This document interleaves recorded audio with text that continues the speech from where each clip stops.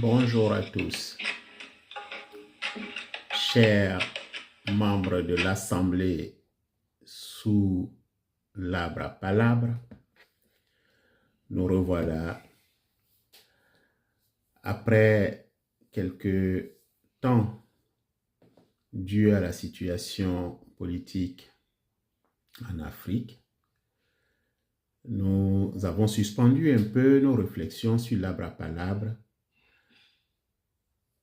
concernant notre participation en tant qu'Africains, la tradition africaine, l'authenticité africaine, notre culture, qui doit participer à ce qu'on appelle le rendez-vous des êtres humains sur la Terre. J'aime pas utiliser le terme de mondialisation parce que, comme je l'ai déjà dit plusieurs fois sous cet arbre à palabres, nous ne sommes pas dans une mondialisation. Nous sommes dans une occidentalisation de la culture mondiale, de la culture des êtres humains, de la culture humaine. Là n'est pas le sujet aujourd'hui. Mais nous sommes revenus sous l'arbre à palabres et nous allons apporter notre petite réflexion basée sur la tradition, l'authenticité africaine. Aujourd'hui, nous allons parler de l'arme la plus puissante qui existe sur Terre. L'arme la plus puissante qui existe sur Terre. Nous allons en parler. Nous allons réfléchir là-dessus aujourd'hui. Mais avant, laissez-moi, chers assemblées, chers participants, sous l'arbre à palabres de la méditation, de la réflexion, laissez-moi vous raconter deux histoires inspirées de la légende Akan, le sous-groupe Akie. La première légende est celle-ci. Elle porte sur la création du monde, mais que le peuple Akie a imaginé, a illustré par les animaux. En fait, dans la tradition authentique africaine et notre manière d'approcher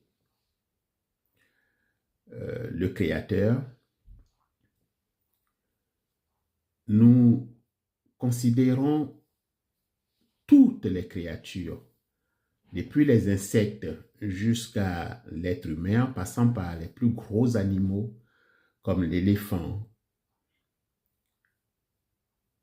Nous avons une approche et la création par le Créateur que dans la culture Akie on appelle ou on nomme Odomenga, tient compte donc de tous les êtres humains et surtout schématise, illustre ces légendes par la vie des animaux, des insectes que nos ancêtres ont observés. Ainsi donc, dans la mythologie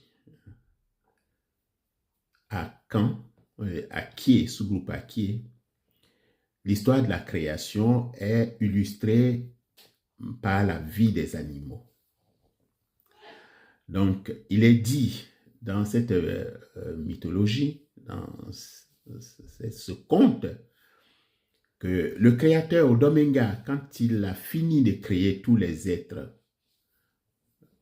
vivants, là, je me reprécise qu'on a illustré cette légende par les animaux. Donc le Créateur a fini de créer tous les animaux, mais ils n'étaient pas dotés de raison,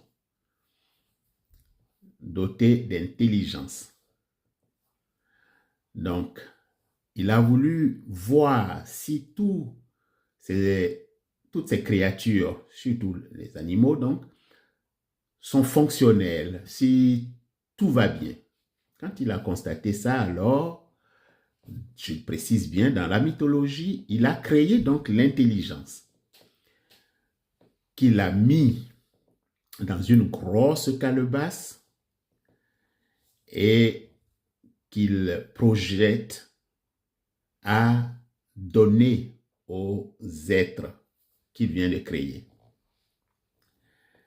Donc, le lièvre est considéré dans la culture Akan comme l'animal le plus intelligent. Dans la culture Akie, le lièvre est l'animal le plus intelligent. Mais Dieu n'avait pas encore, enfin le créateur Dominga n'avait pas encore distribué l'intelligence, mais comme lui il se positionnait déjà à être l'être le plus intelligent de toute la création, dès qu'il a su que le Créateur allait faire descendre dans la grosse calebasse l'intelligence, il voulait lui s'en accaparer lui seul.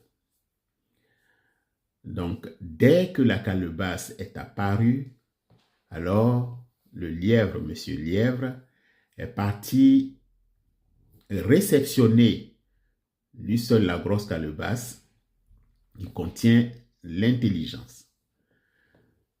Et il a mis sur sa poitrine et il voulait échapper à tous ses poursuivants parce que le créateur Odominga a dit à tous les animaux, à toute la création, à toutes ces créatures qu'il va leur faire descendre l'intelligence. Donc du coup, tout le monde était prêt, mais le lièvre a été le premier à s'accaparer de la calebasse et toutes les autres créatures le poursuivaient. Et il met la calebasse d'intelligence, c'est-à-dire le coffre d'intelligence, il met sur sa poitrine et il veut fuir, grimper au fromager.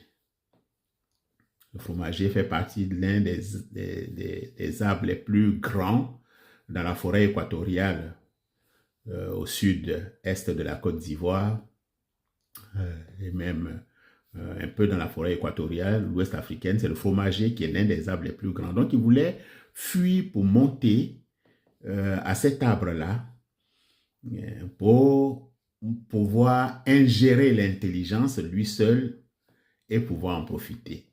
Mais il a mis sur sa poitrine, il a mis devant lui sur sa poitrine. Donc, il n'arrive pas à grimper facilement à l'arbre. Donc, du coup, son fils, le premier fils de monsieur le lièvre, qui est dans la foule et qui regarde son père avoir beaucoup de difficultés à monter au fromager, lui dit, mais papa, tu sais, si tu mets la calebasse dans ton dos, si tu attaches la calebasse dans ton dos, tu pourras monter plus facilement au fromager. Alors le lièvre restait ébahi, ahuri. Ça fait comme un électrochoc. Et il a dit, finalement, je vais laisser tomber la calebasse.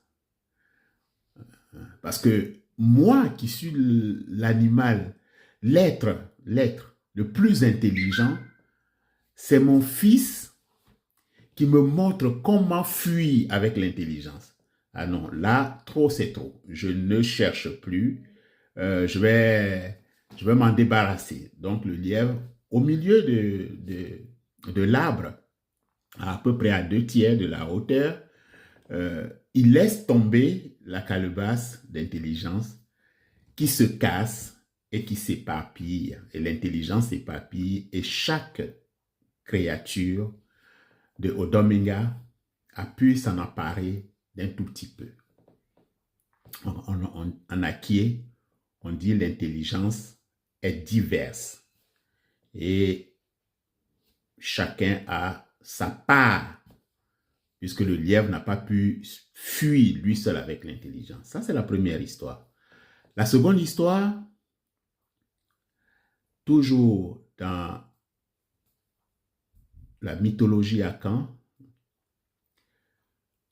un chasseur, un puissant chasseur, le plus puissant chasseur du royaume des humains, est parti donc à la chasse et il n'a rien trouvé. Il est rentré à la maison dans le village Bredouille.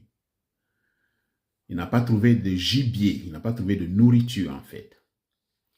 Mais il a ramassé un petit garçon avec plein de cheveux, des cheveux crépus comme ma coiffe, comme ma couronne, mais plus long.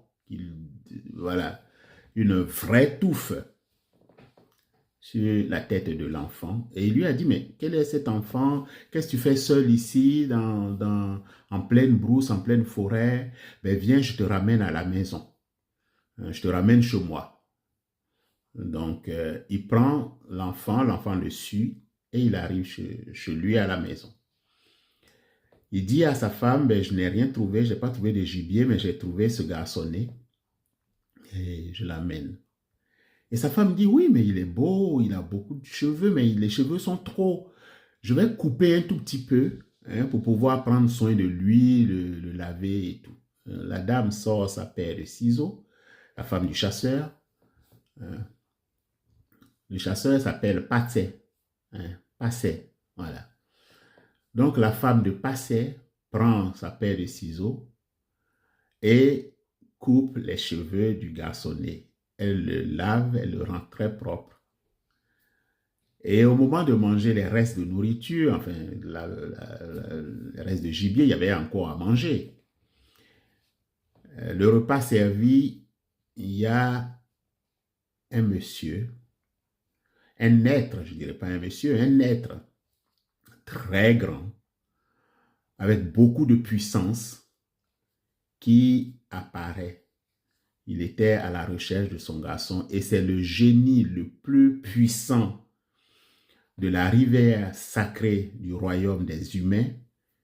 En fait, c'était son fils que M. Passet, le chasseur, avait ramené au village. Alors, ce génie-là, les génies dans la culture Akan, dans la culture Akie, ce sont des êtres qu'on peut appeler les divinités. Ce sont les êtres de la 4e dimension, ceux qui ne sont pas physiques, mais qui peuvent passer d'une dimension à une autre. Donc, du coup, ce génie-là, enfin, ce puissant esprit, voilà, le thème exact, esprit de l'eau, de la rivière sacrée du royaume des humains, ce puissant esprit donc s'est matérialisé pour venir chercher son fils qui était matérialisé. En fait, le fils est matérialisé, il est sorti de la 4e dimension pour passer en 3e dimension. Les initiés comprendront ce que je suis en train de dire. Donc, du coup, tout le monde a peur dans le village. Tout le monde a peur, c'est la panique à bord parce que l'esprit, le génie, l'esprit le plus puissant du royaume des humains, le chasseur dit à sa femme, mais pourquoi tu as coupé ses cheveux? Il fallait le laisser comme ça et le laver. Elle dit, mais c'était trop. Tout le monde avait peur. Et le génie, donc l'esprit, le puissant esprit dit, vous remettez les cheveux de mon fils et je rentre chez moi, je ne vous veux aucun mal, mais il faudrait que vous lui remettez ses cheveux, que vous lui cousez cheveux, brin de cheveux par brin de cheveux, qu'il ait sa touffe. Sinon, vous allez voir ce qui va vous arriver. Et tout le monde se pleurait parce que comment coudre des cheveux coupés ou rasés sur la tête de la personne qui a été coiffée. Mais Passé, hein, le chasseur, il avait lui aussi des fils. Il avait 7 fils. Et le 7e, c'est-à-dire le Benjamin, était un peu ce que on dit pas très intelligent. Et lui, il était parti jouer au moment où l'esprit était venu chercher son fils. Et il arrive, c'est ce que ici en Europe, ce genre d'enfant qu'on appelle le 8e jour, hein, c'est ce qu'on appelle les autistes, voilà. Donc il arrive et il voit que tout le monde est attroupé, tout le royaume est attroupé chez son père. Le grand roi des humains était en train de demander pardon à l'esprit, au génie, mais qui ne voulait rien entendre. Lui, il rentre, il dit, mais qu'est-ce qui se passe ici? Et son père passait, il dit, oh, il dit à sa femme, à ses frères et tout ça, tenez-le loin. Lui, il fait beaucoup de gaffes, il ne faut pas qu'il vienne faire une gaffe ici, on a déjà assez de problèmes, hein, il faut l'éloigner. Donc, ils n'ont pas eu le temps de l'éloigner, ils n'ont pas eu le temps de... Alors, il rentre tout de suite et il dit, qu'est-ce qui se passe ici? Alors, le génie, l'esprit, lui dit, mais je suis venu chercher mon fils et tes parents doivent mettre ses cheveux sur lui. Je veux que mon fils soit exactement comme il était quand ton père l'a pris dans la forêt. Je veux qu'il soit comme ça. Il faut vous mettre ses cheveux. Alors, le petit dernier,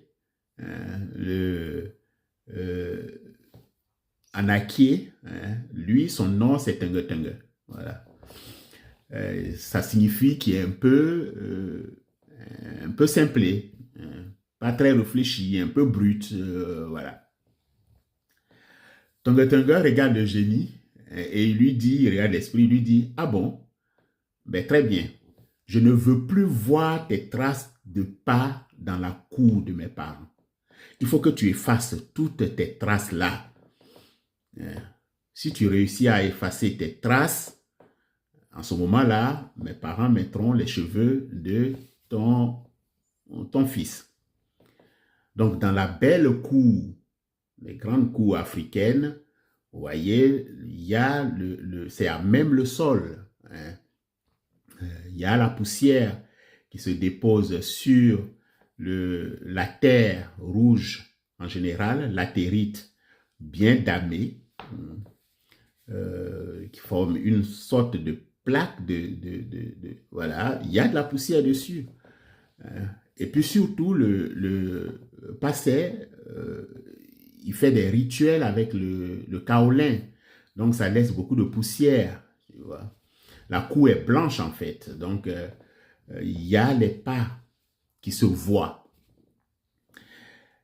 L'esprit qui n'est pas habitué à la troisième dimension, et comme il s'est matérialisé, il ne pouvait pas faire autre chose que de marcher. Donc, il y a ces traces de pas. Quand il les efface, il se tourne, il y a toujours ses pas. En fait, il ne peut pas se suspendre pour effacer ses pas. Donc, quel que soit le geste qu'il fait pour faire disparaître ses pas, on voit ses pas. On voit ses traces de pas. N'en pouvant plus, puisqu'il n'arrivait pas à effacer ses pas, alors il a chopé son fils par le bras, il a pris la fuite et il a disparu en passant dans la 4e dimension, en se dématérialisant. Donc, en fait, de ces deux contes de la légende Akan, on a la notion d'intelligence. Nous avons donc la notion d'intelligence. Voilà que l'enfant, le dernier enfant, le 7e enfant du chasseur, qui était considéré comme, entre guillemets, toc-toc, enfant pas très intelligent, un peu brut, voilà que c'est cet enfant-là qui était donc le moins intelligent de sa famille qui a sauvé sa famille, je dirais, qui a même sauvé le royaume des humains. Mais nous, les humains, qu'est-ce qui est le siège de notre intelligence? C'est le cerveau. Le cerveau humain est donc, vous l'avez deviné, c'est l'arme la plus puissante que le Créateur a mis sur terre. L'arme la plus puissante qui a été donnée aux êtres humains. L'intelligence dont le siège est le cerveau. Nous allons, dans notre prochaine vidéo, nous allons donc parler du cerveau humain. Dans la tradition africaine, donc de l'intelligence humaine, dans la tradition africaine, et faire le lien avec la science moderne pour voir les particularités de cet organe, cette substance, qui est le fondement même de l'être humain. Mais son fonctionnement est tout à fait particulier.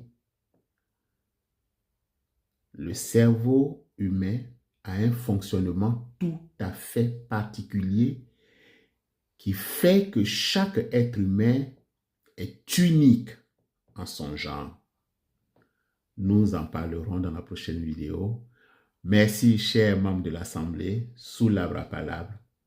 Merci d'avoir participé à cette réflexion que vous voudrez bien me partager avec moi à travers vos commentaires, vos remarques, vos observations. Merci à tous et à très très bientôt pour parler du cerveau humain. Merci.